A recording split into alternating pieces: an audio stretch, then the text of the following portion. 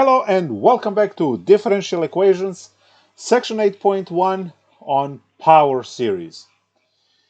So technically, what you guys had in one chapter in Calc 2, now we're going to condense into a single lecture and add some more stuff, so you are prepared for 8.2, which is next class, and 8.2 is the one that solves differential equations. So, power series. Power series are series which are technically infinite polynomials. Each term of a power series is a polynomial of some power, of some degree, and they all, each one of those terms adds together into this overall total polynomial, and they can be used to represent functions. So in Calc 2, you learned that the function f of x can be written as the power series where n, let's say, starts at 0, goes to infinity, and then you have this cn x to the n. Now that was called also Maclaurin series because it's centered at 0. Now you might wonder what that means if you don't remember. Well, let's just write that f of x can also be expressed as summation n to 0 cn and then x minus a to the n, and this is centered at x equals a. Let's put x equals a, it's easier to see. Now, what are the differences between these two? Well, when you are dealing with power series, you have this infinite polynomial, which, right, there are infinitely many terms there, so it's infinite polynomial, and that polynomial is supposed to, what we say, converge on a function. Now, what that means is that the function and the power series representation would have a good fit, and you can use the power series to compute values and do mathematics rather than use the actual function. One of the best examples of this would obviously be trig, because the trig has a way to be written in terms of these power series. And what essentially what they do is they convert your trig function into a polynomial. So we can just take a peek, and then that will help us also understand this. So if I write sine x equal to, and I say x plus x minus x cubed over 3 factorial plus x to the 5 over 5 factorial minus x to the 7 over 7 factorial plus x to the 9 over 9 factorial minus, and it's going to go forever that way. Remember, it's going to infinity. Now, when you look at this particular function here, you can see that we are having that first situation here, that sine is just equal to x if you want to throw everything else away. So if you say that sine of x is approximately equal to x for small angles, and this is what professors in physics do a lot, like simple harmonic motion is by no means simple, but there are worse cases, I guess, so they call this one simple. You have sine x in that equation, which means that you have to use some linearization. I mean, any approximation would do. Now, if sine x equals x, then, and you graph two of those, there's your sine, and here's your x.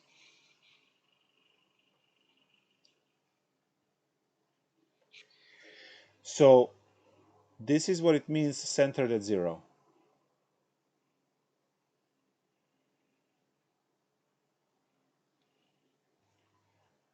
Now, when you observe, you can see that in this region here, there is a pretty good match between these values.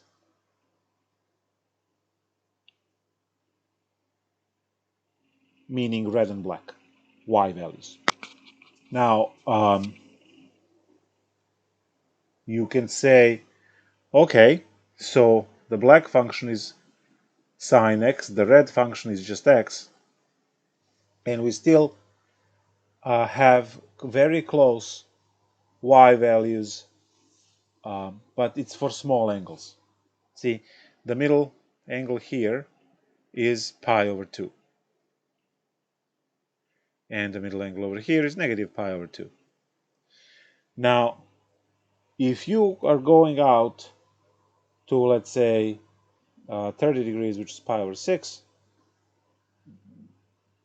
this approximation holds really well because you can see that pi over 6 has a good match between the red line and the black line. Now, if I introduce more terms,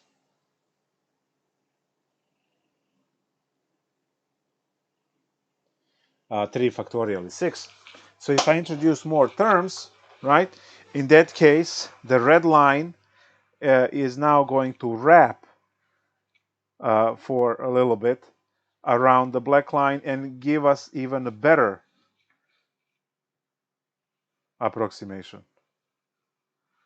But we use more terms, which means more computation, right? More of everything. So that's why we don't get to celebrate, right? There's no free lunch, so we don't get to celebrate too much. Sine function.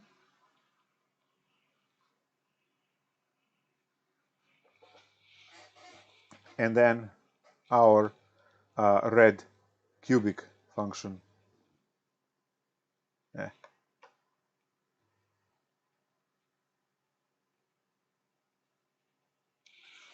Something like that.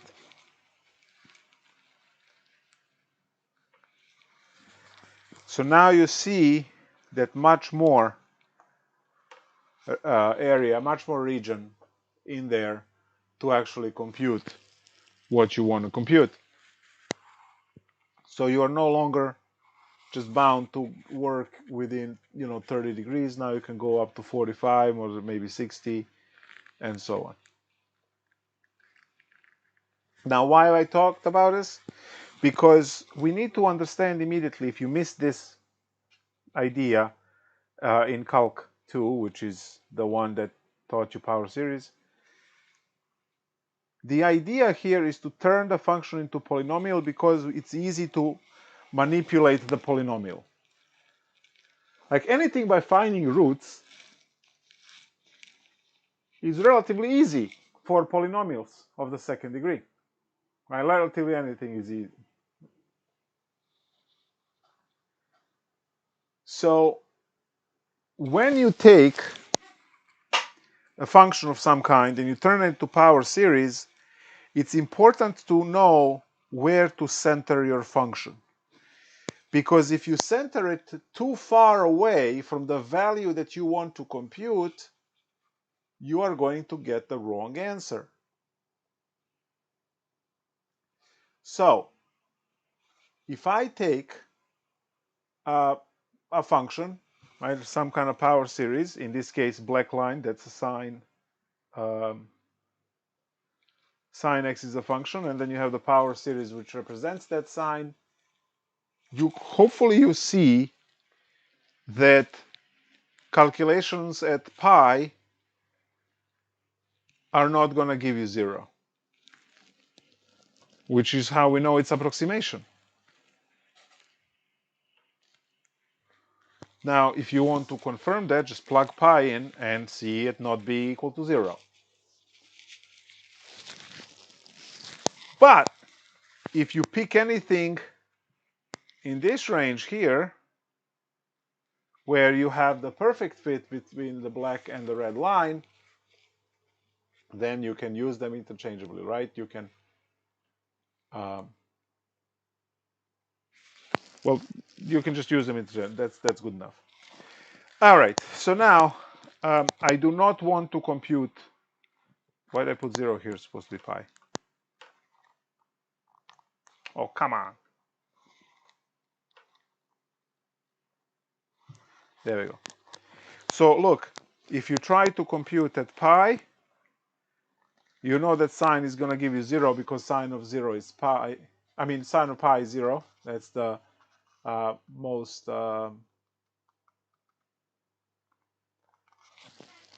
frequent calculation, right, for sine. So when you take a look at this, right, your power series would return that answer up there. And that's not good. So now we need to bring into the play the shifting, which is centered at a different point. So if I have my power series Cn x minus a to the n, then minus a shift right plus a shift left. Now the biggest issue that you guys have in the classes is that you double up on a's. You see, this is the sign from the formula, and these ones over here are signed from a. So you would literally have x minus minus a and x minus plus, sorry, a, yeah. So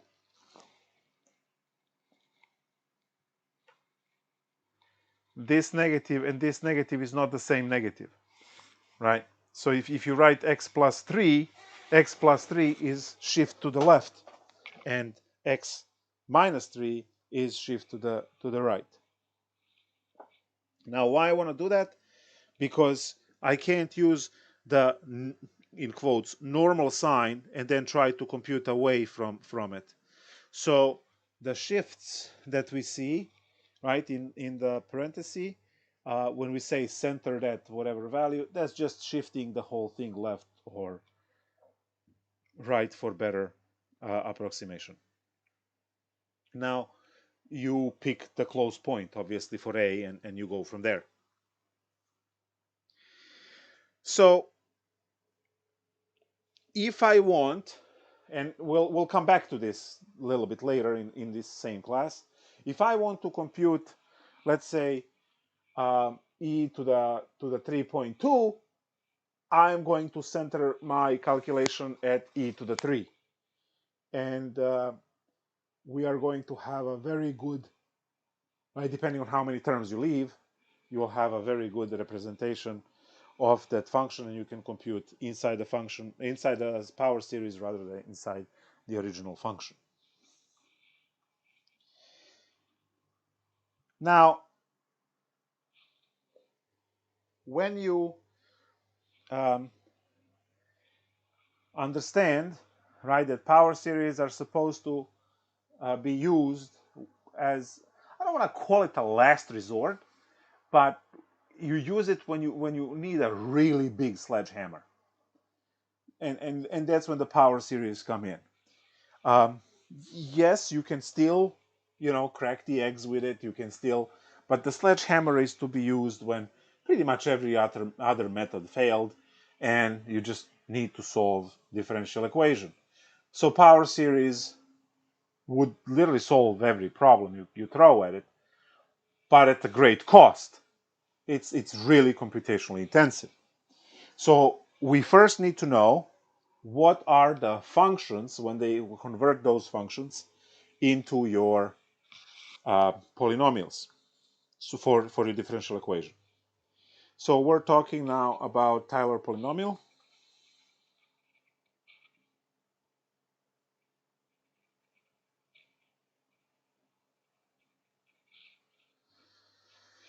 And this puppy is also power series, obviously, where your f of x is given by the summation of 0 to infinity Cn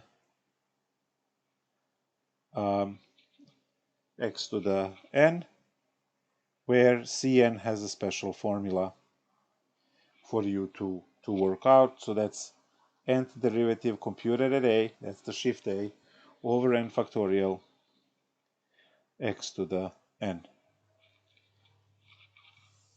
Now we also have the version that is shifted. We'll write that one as well. So Cn x minus a to the n is going to be summation 0 to infinity f of a, and then n factorial x to the n minus a to the n. There we go.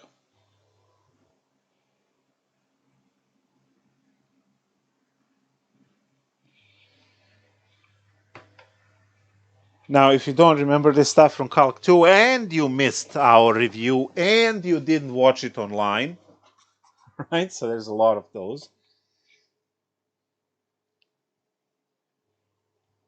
We can write e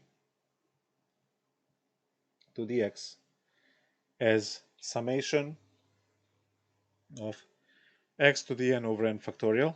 Now, this one is clearly bounded. I mean, sorry, this is not shifted. That's what I meant to say.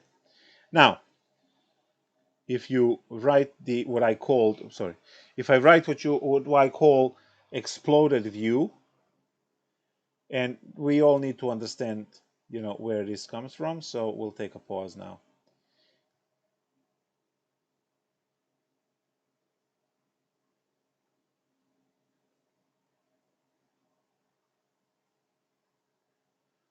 Okay. So this is my exponential function. You can see that it's going to infinity, which is why I have equal signs.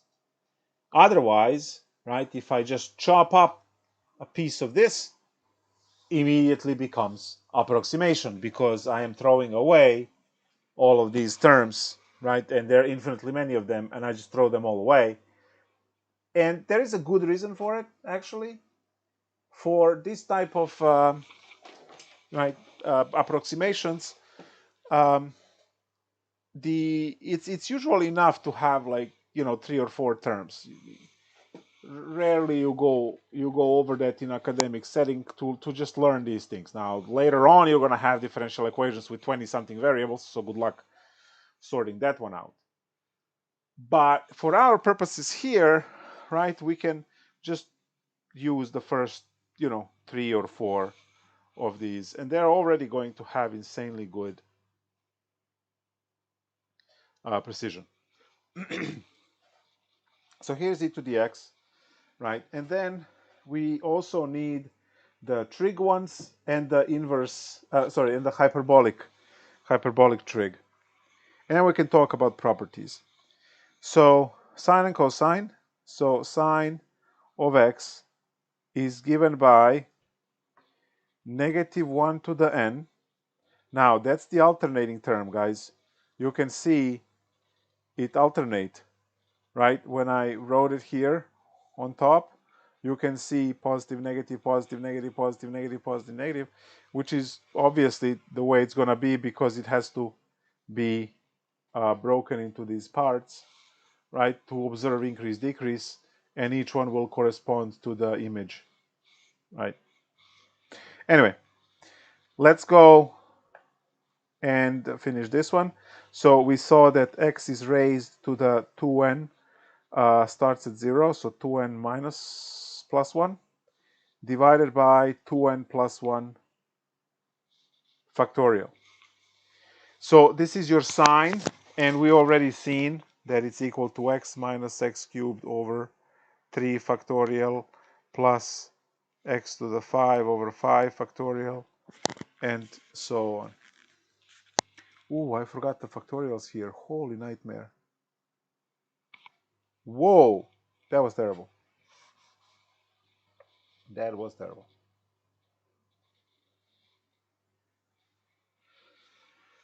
Cosine, pretty much the same.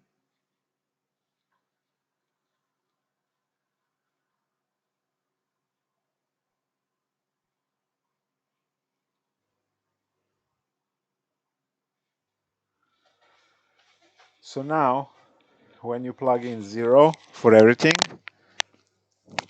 right, you get positive 1. So for n equals 0, that's going to be 1, that's going to be 1, and that's going to be... Is this infinity? No. Okay. So we have x... Oops, sorry. We start with 1, and then minus x squared over 2 factorial plus x to the 4th over 4 factorial minus x to the 6 over 6 factorial plus dot dot dot. So what do we have? If you just observe these two, a couple of cool things. We could go back to this, but we don't have to. I forgot the 3 dots there.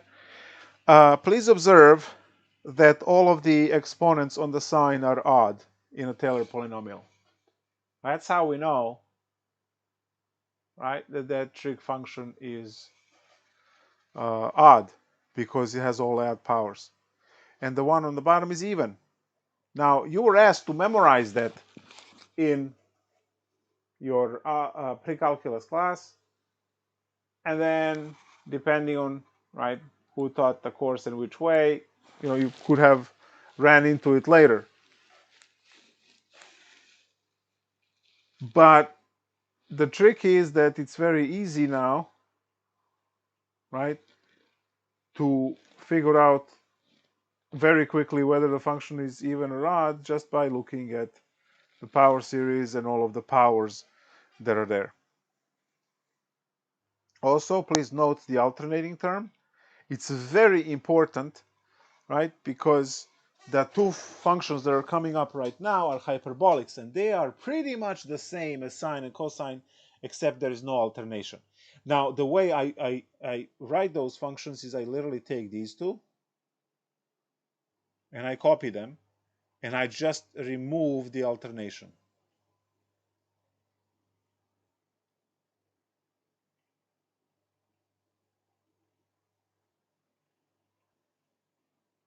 There we go. So as you can see, I copy the whole thing. Why? Because they're same formulas, just take alternation out. So this is hyperbolic now, and this is hyperbolic. So we take this out completely.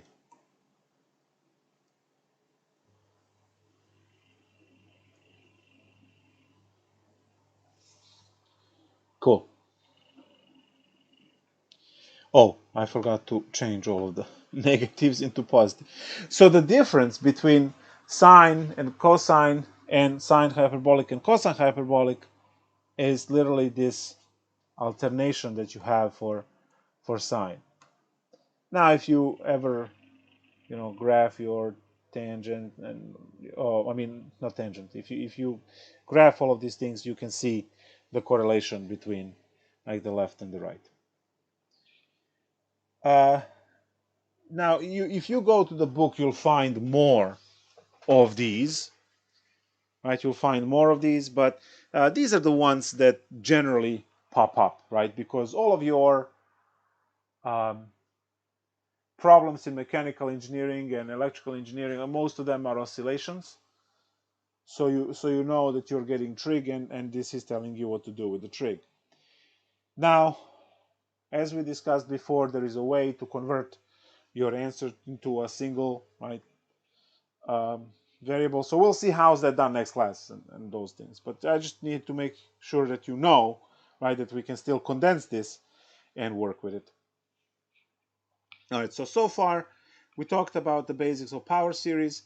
Guys, power series are somewhat equivalent of functions in this realm of series, sequences, and so on. You see, you can make this connection this way.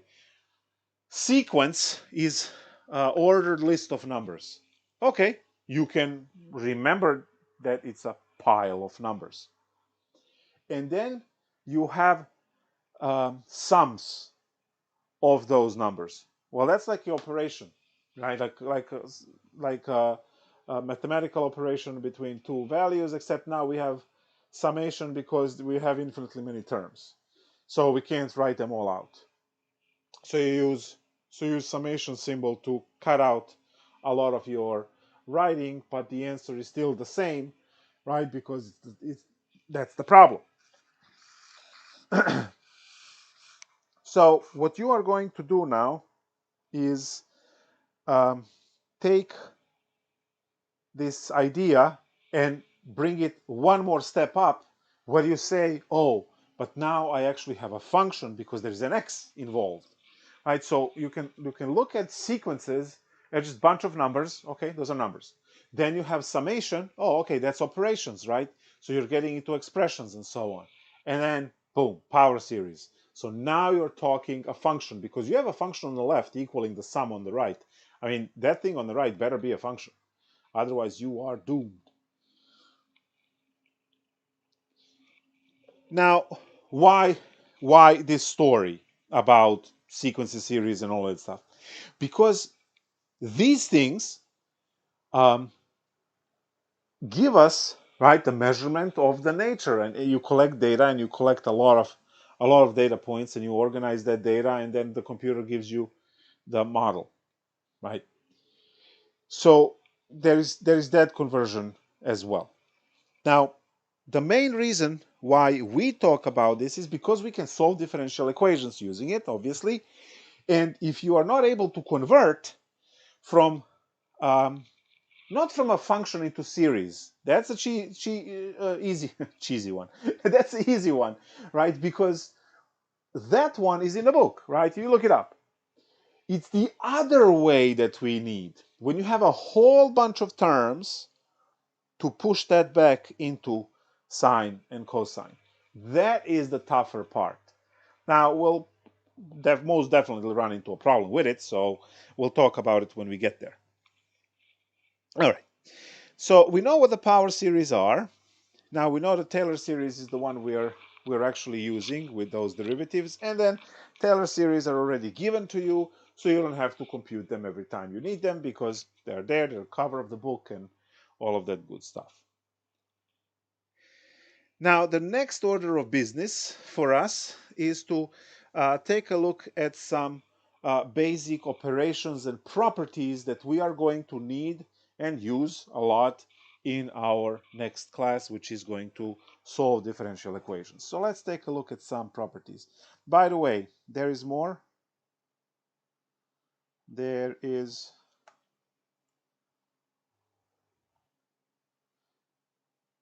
more stuff. Let's use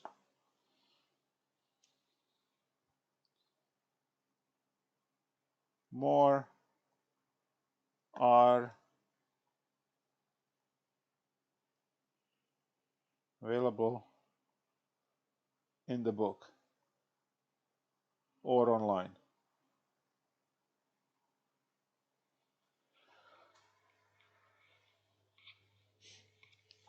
But what we want to talk about right now are some properties.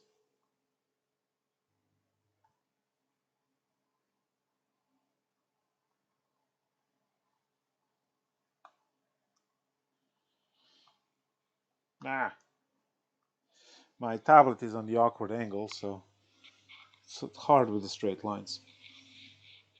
So what are the some basic tricks of the trade that you need to know? Well, number one, summation of Cn x to the n from 0 to infinity plus summation, again 0 to infinity, of dn x to the n is going to be summation of Cn plus dn x to the n, 0 to infinity. We are able to combine power series, and we are able and allowed to break them apart. So that's a basic linearity property, and then there is another one, right, which says you are allowed to kick the constant out. Well, you know that, but we still need to state that. You can't kick Cn out because n depends on the counter here. So you can't kick anything the way it's written right now, but yeah, that's that one. So here we go. Summation on 0, and let's say you have some a Cn x to the n. This just simply says kick a in front of the summation, and you'll have your Cn x to the n to worry about, and then times a, everything. Now, why does this work? Well, multiplication before addition.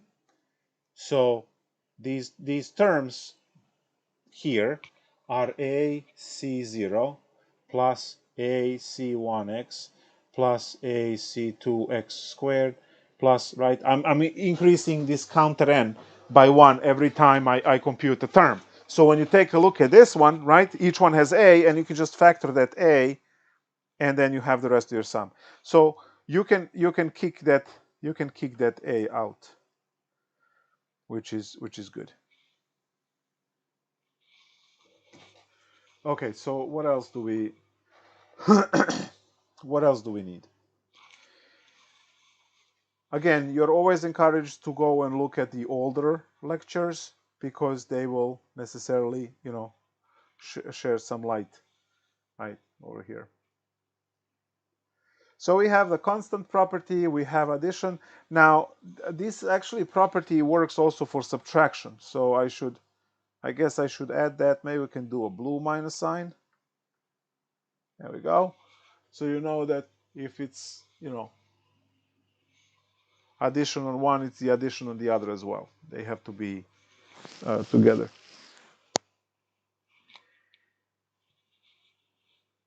Okay, let's see what else. I think we are done with basic rules. Now we have a lot more stuff to cover, obviously, but yeah. Okay, so now under properties, even though I shouldn't be listing as a property, would be the derivative of power series.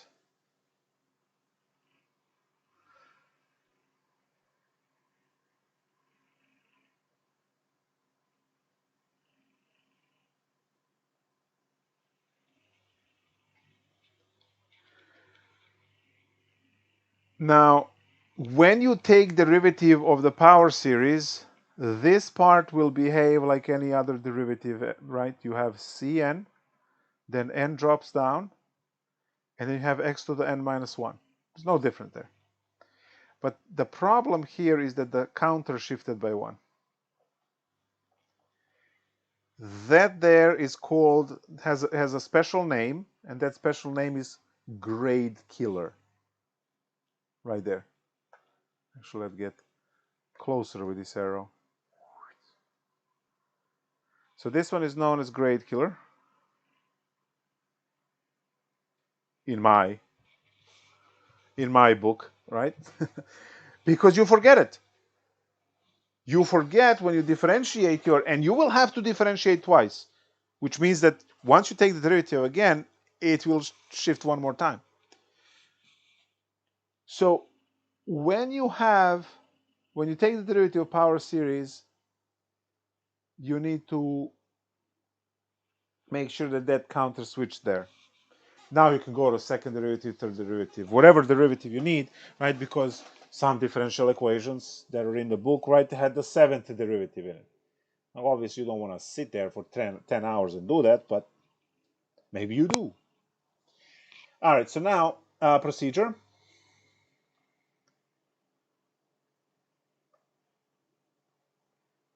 Of shifting the counter. That's actually a skill, and you will need it for almost every problem next class, and right, you doing homework and stuff. Anyway, procedure of shifting the counter. So why do we need to shift the counter? Well, did I have a property over here that adds two, right, into the same one, into the one power series? What was same between the two? Well, they both started at 0. They both have an exponent over here, right? So there are these subtleties that we need because, again, we are factoring this x to the n so that these coefficients can get together. Anyway, procedure for shifting the counter. Let's say you have summation of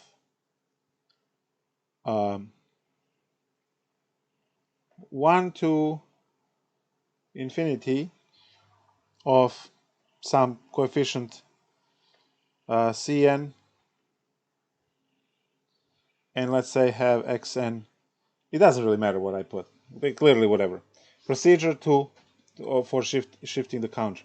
Now this over here is n equals 1, right? And goes from 1 to infinity. And plus summation n goes from 0 to infinity of dn and then x.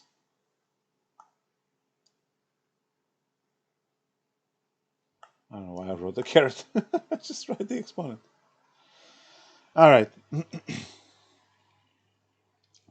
So if I want to fix this, I have to, well, there are a number of ways, but let's try shifting first. So I'm going to subtract -1 on both sides to match n equals 0. But that is going to propagate and change this stuff over here. So once you do this, subtract 1 on both sides, what you get is n minus 1 equals 0.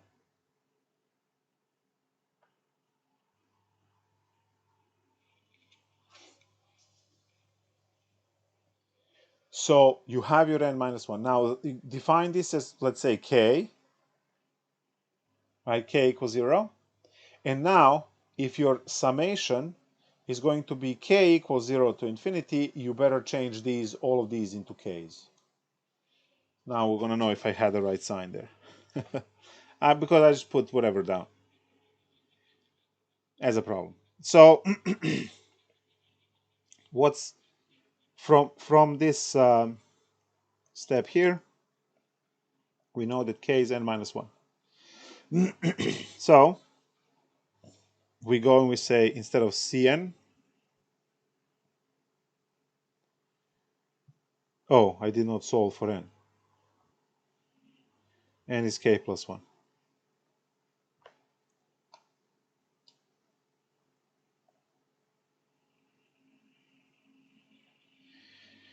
So that will be C of k plus 1 times x to the, and then n is k. So I have it reversed. I needed -1 there. So we're just going to change that to a negative value up there. Well, let me see. So we have subtracted 1, then n minus 1 is k. Okay. Now, when I switch this sign, we're going to have summation k goes from 0 to infinity. And maybe I should have done that underneath, trying to fit the whole problem on a page, but that ship is sailed long ago. So when k is equal to 0, I have the ck plus 1, and then x to the k. And remember that you always had the other part plus summation 0 to infinity of dn x to the n. All right, so if you pay close attention, you see that these guys match, except they're different variable. Well, just rename the variables you don't like. So by the swift movement of my hand, can't even see it how fast it is, this just becomes c of n plus 1 over x to the n.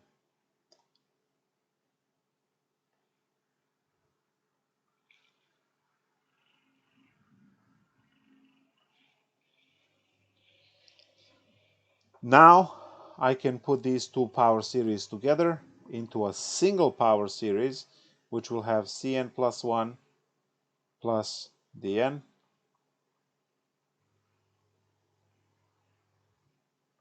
And then it's whatever it is. Now, compressing power series like this is a big deal, right? And you'll see why and how next time around. It's like in 2 days. It's not gonna be next year, even though next year is gonna be in like 3 weeks from now. So, yeah. So we are keeping in mind here that this particular problem here, which is easily generated, guys, by the derivative of the power series, because it shifts the counter by 1. Second derivative shifts the counter by 2. So, I mean, additional 1. The third derivative, additional 1 of the shift, and so on. So you really don't want to have, problems that have many of these, because some of them might take forever to write out.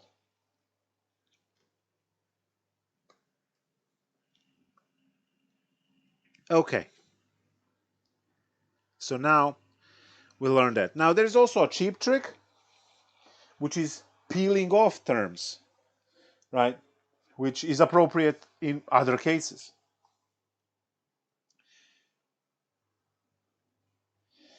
Summation n goes from, let's say, 2 to infinity of cn x to the n, and minus or plus or whatever, doesn't matter, n equals 0 to infinity dn,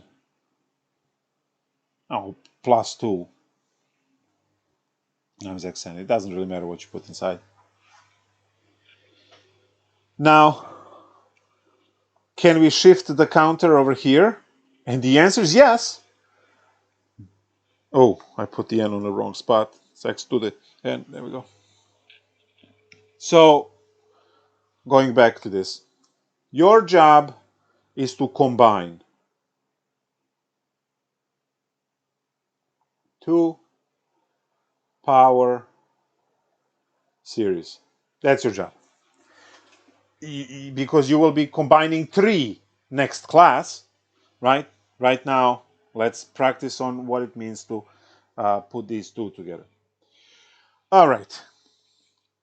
These are the situations where we have to, what I called earlier, peel. Observe that these guys are already matched. and these guys are not. When you have a situation like this, peeling terms from one that has a smaller counter usually does the trick. So what does this mean? Well, this is equal to summation n goes from 2 to infinity cn x to the n minus open parenthesis. Now I'm going to peel off 0. Well, compute this for 0. How much is it? It's d0 plus 2 times x to the n, which is 0, so it's just 1 there, so we don't have to write it. Plus, so now n is equal to 1. Well, that's going to give me d1 plus 2 times x. And then finally plus the rest of this, but now it starts at 2. Now, why does it start at 2? Because it starts at 2 because I already computed x0 and x1 and I took it out right here. So this term here is your n equals 0 term. This term here is your n equals 1 term. And everything else starting from n2 is going to stay where it is. So that's a very nice trick, right, to know. Because look what happens in the next step. You have summation. Actually, let's put these terms first. So negative d0 plus 2 minus d1 plus 2x. And now, so we're done with this, you're done with this. They're both negative, as you can see. And now it's time for you to write plus summation infinity n goes to cn x to the n. And then you have minus summation n goes from 2 to infinity of du plus 2 x to the n. Oh, I don't need that parenthesis. Well, now you can just combine the two power series. You already have part of the solution here. Yeah, I know it doesn't look like anything, but again, I just put whatever numbers and stuff. Plus summation of cn x to the n minus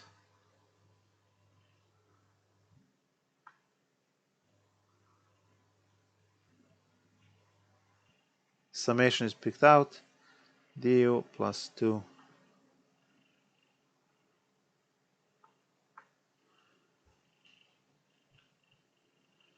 Okay, that's all good. And then just have a common extent to the end. And it starts at 2, goes to infinity. So you have two ways to shift the counter. They're used in different situations. You have a situation, right? The first case where you guys were supposed to do the transformation. And then the second case over here asked you to peel terms to match them. Now, sometimes you'll have to do combination of the two, right? It's not the end of the world with what I said in this class, right? Because there is a lot more substance to it as you go along. Professor, Yes, is that supposed to be du or dn? it's dn. It's just my handwriting Oh, okay. is getting progressively worse. I mean, I just made up all of these on the fly, so yeah.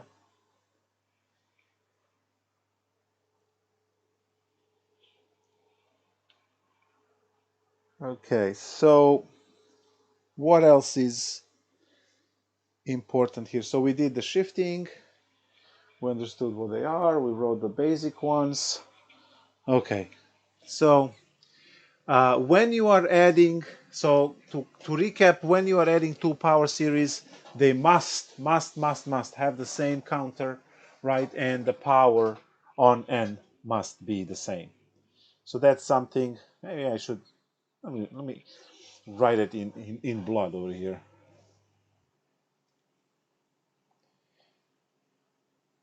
I can't operate anymore. When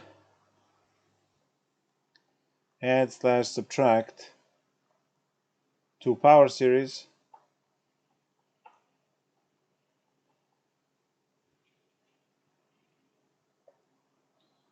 both power series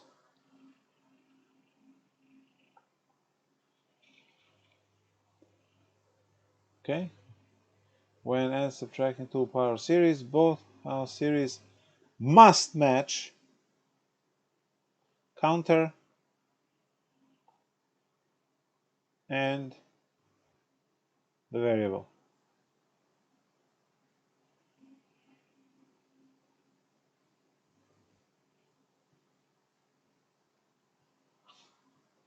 Match the counter, and let's just put x to the n part. Just making stuff up. Well, the statement here is solid, because what you need now is, again, that formula from before, and I said I'll reference it again. So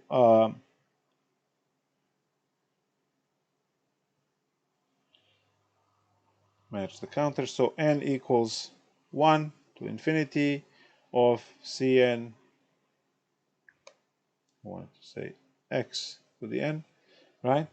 Plus summation, n goes from 1 to infinity, dn x to the n. So if I want to add these or subtract them, right? Let's do coloring over here. They must match the counter. Okay, that's good. And x to the n needs to be the same. Well, we do have x to the n on both sides.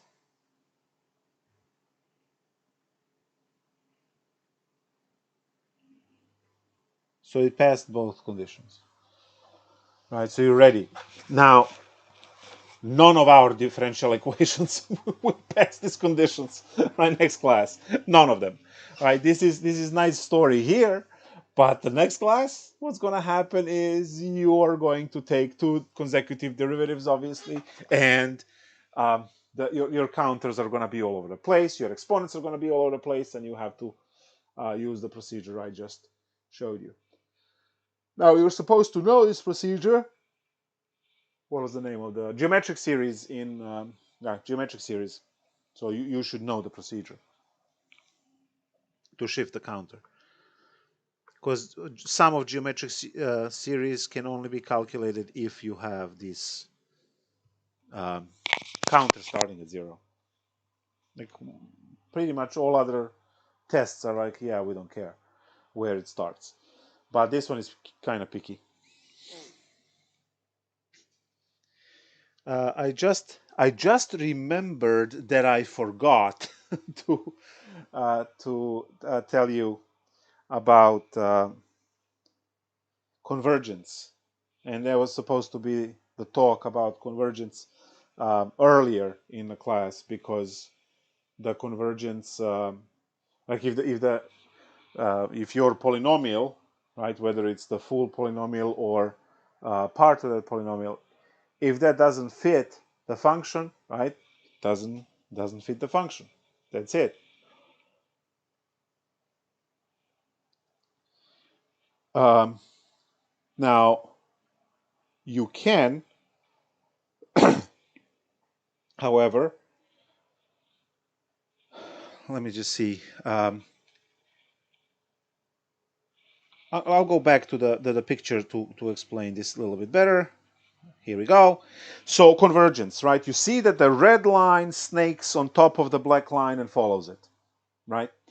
You want that convergence to be everywhere for the entire function from negative infinity to positive infinity, so um, you can use your power series, which is a polynomial, rather than the original function, which could be trig or hyperbolic or whatever. So we want this convergence to be there. And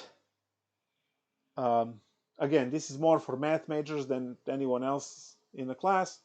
Well, electrical as well, because math is still their primary concern.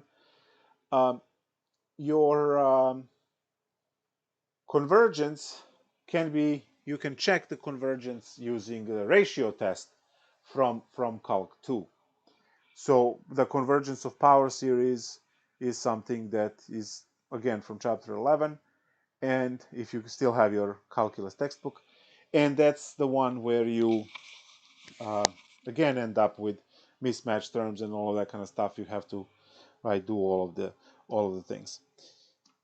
But the power, the convergence, right, using the power rule is easy. You have your division, and again, it's more for math majors to worry about the convergence. We assume that everything converges, well, and it does in our case for our problems for next class. We just know everything is going to converge, so we don't have to even check it. We don't check it when we start the problem. We should, right? Because if it's non-convergent function, then all of your answers are garbage.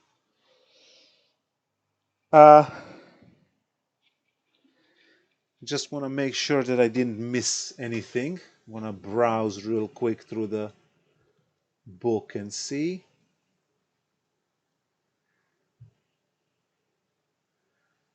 Because the last thing that I want to talk about are derivatives, and maybe we can do a conversion, so we can.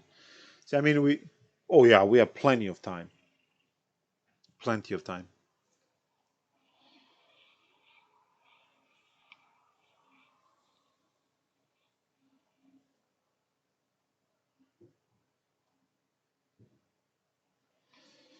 Okay. Well, let's talk derivatives of power series, because again, we are talking about differential equations, which are equations which contains derivative. So here, dramatic title.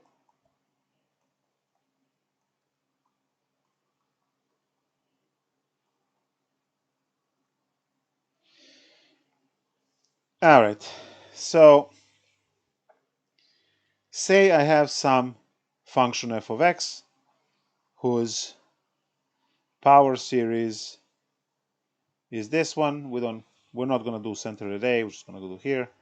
And it's going to be c0 plus c1x plus c2 x squared plus c3x cubed plus, and then it goes forever.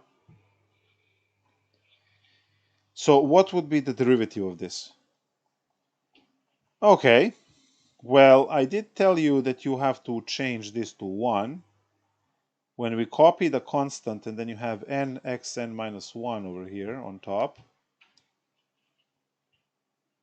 still infinity. And now if you write these out, what do you get? Well, when counter is equal to 1, you get c1, n is 1, and then x to the, so you just get c1, nothing else. Because again, this is 1, this is 1, that is 1. Well, 1 minus 1 over here is 0, so there is no x. And then since this one is 1, so it's just c1 times 1 times 1. And that's it. Then c switches into a 2. So plus c2, and then this n is times 2, and you have just x to the 2 minus 1, which is just 1. one more term, plus, and what do we have now? We have this C3 from here. We have that times 3 from there, because n is 3. And then we have x squared.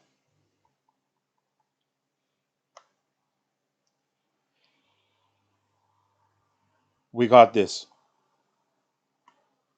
Well, take the derivative using basic calculus. That's a 0 plus, that's just c1, plus 2c2x, next one is squared, plus 3c3x squared. So if you compare my calculation using the derivative formula for power series, and if you compare that result to the result that I got using basic calculus 1, right, you see that they're the same. So shifting the counter, right, the whole procedure is not something that you can skip out on, right? And it's not there for decoration or to annoy students. It's there so we can match these series. And you see that, right, for the derivative, this is necessary. Now, if you want to go and say, well, does this hold for higher order derivatives? Like, can I do second derivative and fifth and 100th? Yeah, I mean, if you have time, sure. Because the second derivative over here is going to start at 2. There's going to have cn, it's going to copy n, it's going to have n minus 1, and then x to the n minus 2. And if you write those terms, the first term is 2, so you have c2, then you have a 2, and then you have, so 2c2 is the first term. It's like, yeah, I kind of know that, because if I differentiate that term up there, you just kill the x, and you have positive, right? If you plug in, the next number is 3, so when you plug in 3 into these, you get c3, you get times 3, you get times 2, so that's a 6. And then you finally get, so that's 6c3x,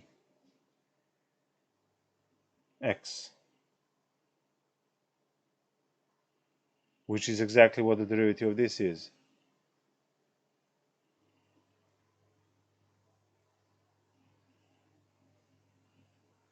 Cool, right? I don't hear any comments, so I'm guessing that this is all clear and easy. So higher order derivatives, right? Because you might end up with a problem with those.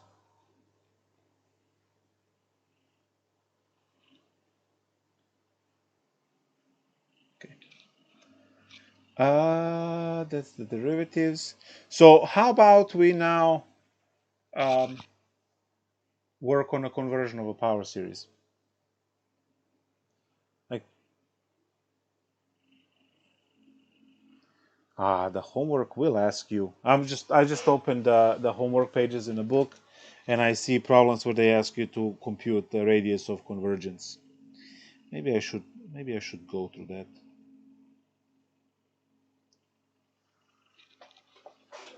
Okay, we'll come back to that. Let's convert differential equation.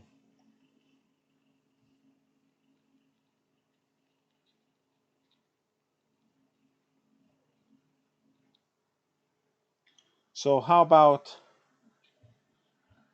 convert? We're not solving. We're just converting. Like, they're separate skills. And then there's another separate skill at the end of recognizing which function it is when you get all of those 1,000 terms.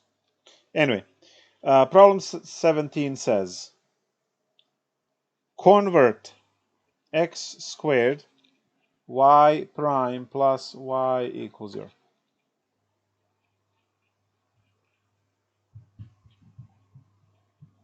Okay. We assume what? That y is equal to summation 0 to infinity Cn x to the n. There we go. Y prime is going to be, remember, shifts by 1, and it's going to be n Cn x to the n minus 1. And now all we need to do is just plug it in.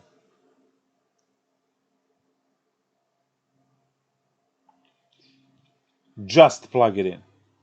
So what do I have? I have x squared, and then y prime is the summation of 1 to infinity n Cn x n minus 1.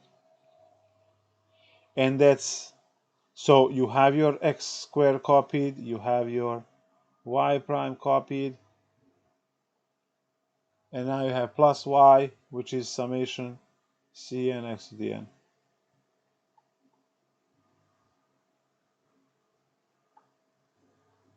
These extra circles are annoying now. There we go. Awesome. So now, just like for limits, derivatives, integrals, all of these guys, and we talked about the sums as well,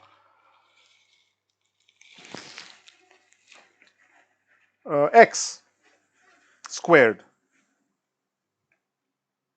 is not a variable in the eyes of the summation, because summation is n equals 1, not x equals 1. It's n equals 1. Therefore, this x squared can go in and out as it pleases from the format, right, we have, because the summation operates on n's. It doesn't operate on constants, and it doesn't operate on any other variable which is not from here. So what I can do is I can take this x squared and stuff it inside, which is exactly where I'm going to start. So n Cn x to the 1.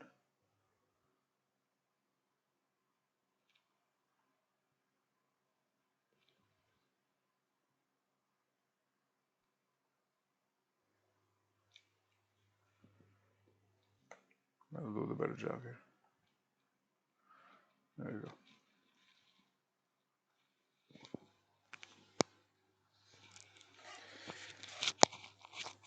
My 0 looks like a 6 over here.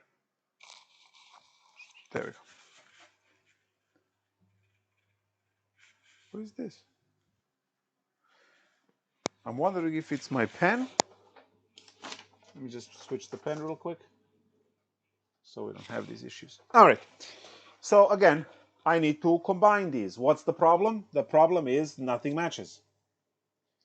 Remember this one?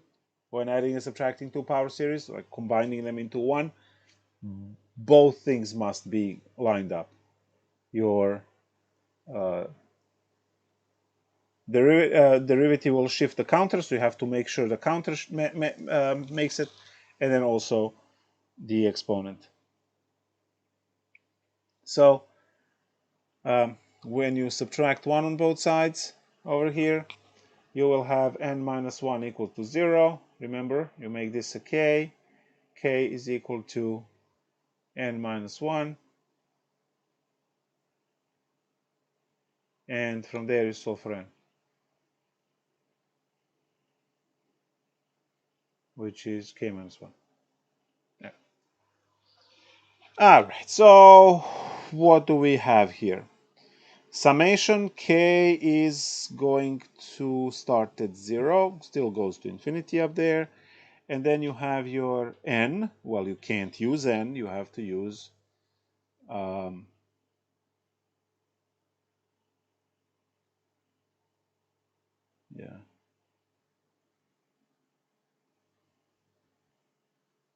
n is k minus 1, c of k minus 1, and x raised to the n, which is k minus 1 minus 1. So it went the opposite way, and as I said at the beginning of the class, such is life.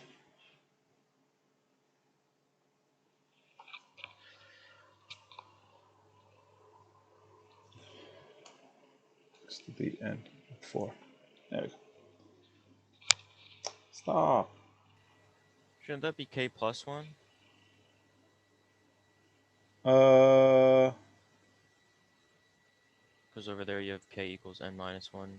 Oh, yes. K plus 1, k plus, thank you. Okay, thank you.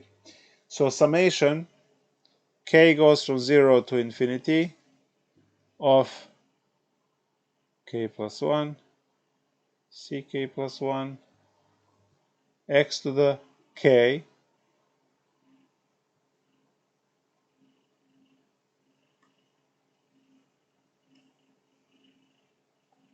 because these guys cancel, and plus summation 0, infinity, cn x to the n.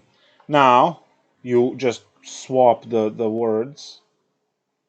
So instead of k, you just write in n.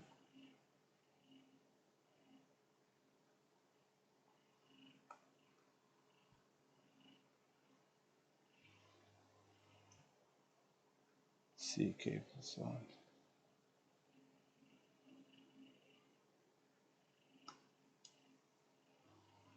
Okay. And I am changing all of these now to n. Cn plus.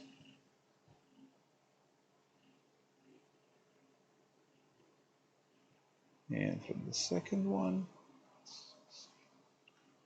Now, all of that times x to the n. All right, guys. So tomorrow, this is your goal. When you get a first order equation, second order equation, third order with the third derivative, it doesn't matter, right?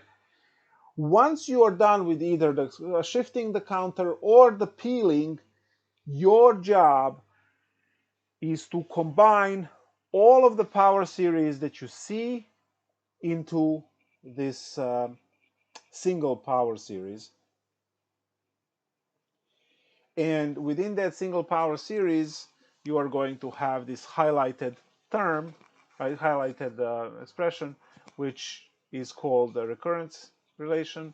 And you are using that to come up with the solutions to your differential equation. So that's the part where, again, what you see here is the beginning of every problem of 8.2. Now, again, this is one of the most powerful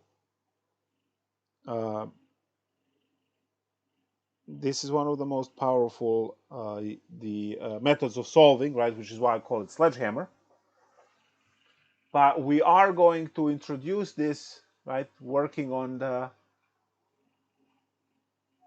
problem and solving, right, all of the steps going from there. Trying to see if I can find another cool problem, something that it's not gonna stretch for like 15 hours.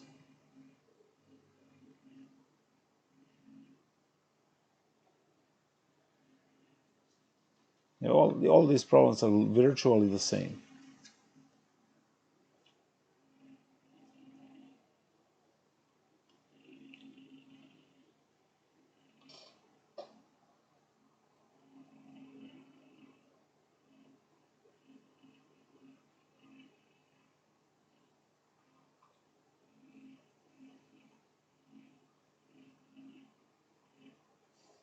Yeah. Yeah, they're all second derivative and so on. We're not gonna have time, but let's take a look at another conversion. Again, conversion is what we are after for the next class, and I'm trying to see if we can convert. Let's go with this one. Again, this is not a conversion problem in the book. They want us to do the ideas of convergence, but let's convert this, which is the skill that you absolutely must have for the next class. So you're starting with y equals summation 0 to infinity cn x to the n. The y prime is going to be 1 to infinity and then n cn x to the n minus 1. And y double prime is going to be summation 2 to infinity of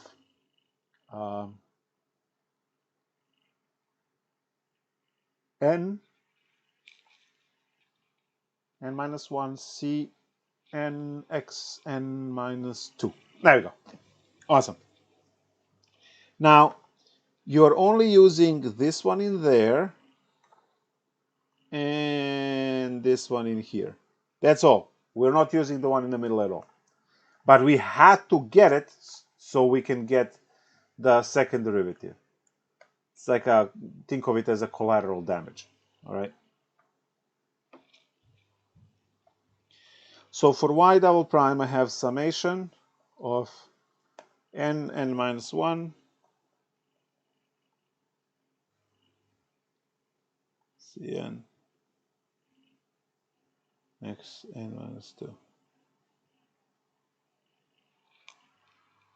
So n, I just have to like recheck this like 15,000 times because don't want to miss something and then you technically can never find it.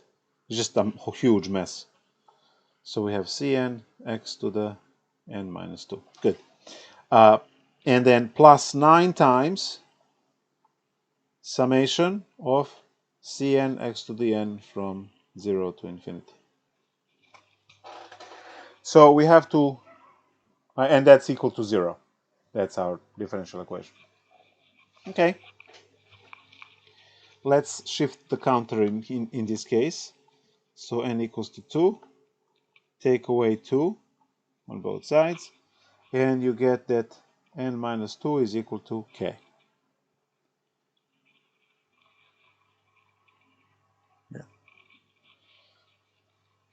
2 minus k.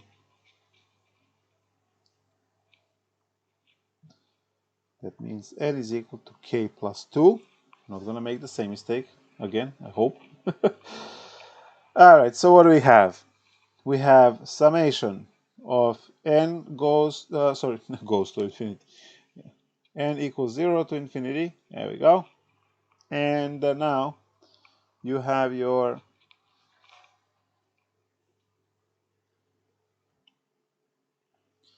value. So we know that n is k plus 2. So it's k plus 2 and k plus 1.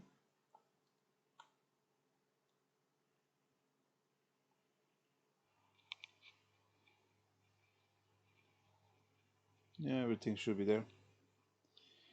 And then c, instead of n, we have k plus 2.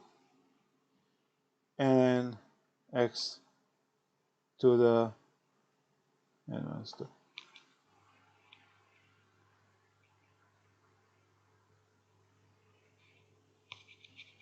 Okay, so now plus 9 cn x to the n.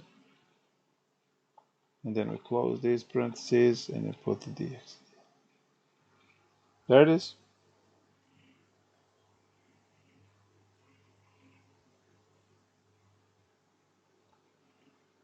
Just making sure I didn't forget anything. Oh, see the exponent. N minus 2 is k. Is k. There we go. K. Alright, so now rename k's back to. It's supposed to say k as well. Rename all the k's back to n's, and you have the combined with a 9, and you're done.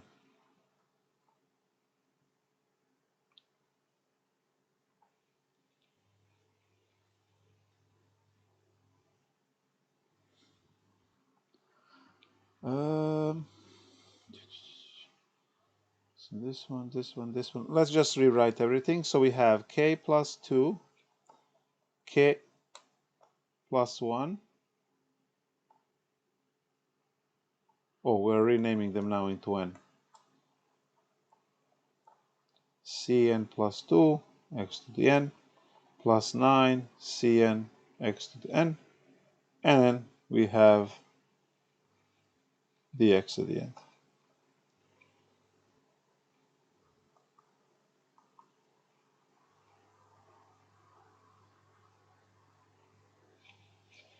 Summation, and goes to 0, infinity. And now we just pick the coefficients up. N plus 2, N plus 1.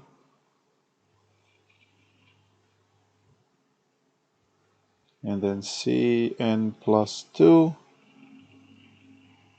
and plus 9 Cn x to the n.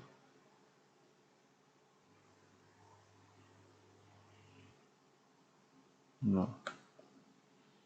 Because now, do this and put the dx for the whole problem. So you are after the stuff in the middle.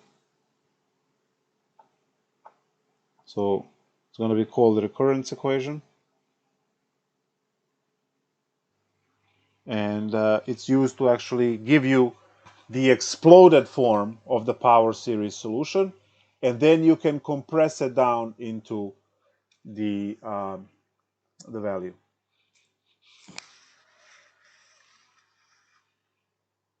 Now, one student asked me, how much is it going to help us if we memorize those Taylor series, power series that I listed? I listed only like 5 of them. Well, yeah, you're going to benefit actually a lot. So, you know, it just depends what you need from problem to problem, technically.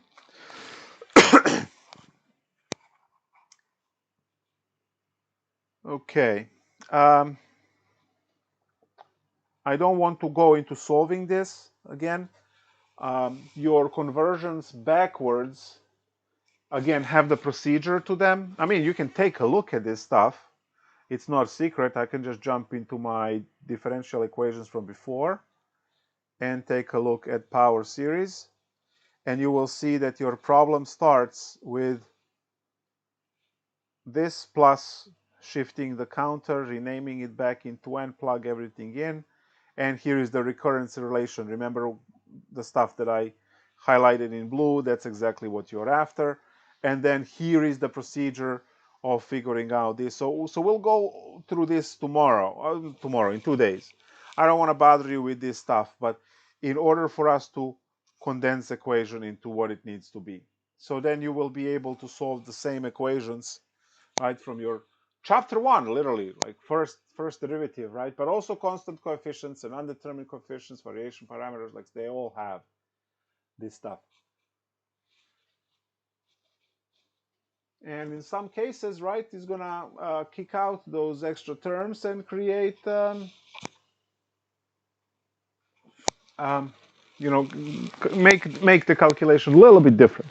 So we'll see about that as well. All right. Well, you lived through power series, which was the review, and where is our class? There we go. It was a review, and we added extra stuff talking about derivatives, right? Shifting the counter and so on. Questions, concerns? What do you got?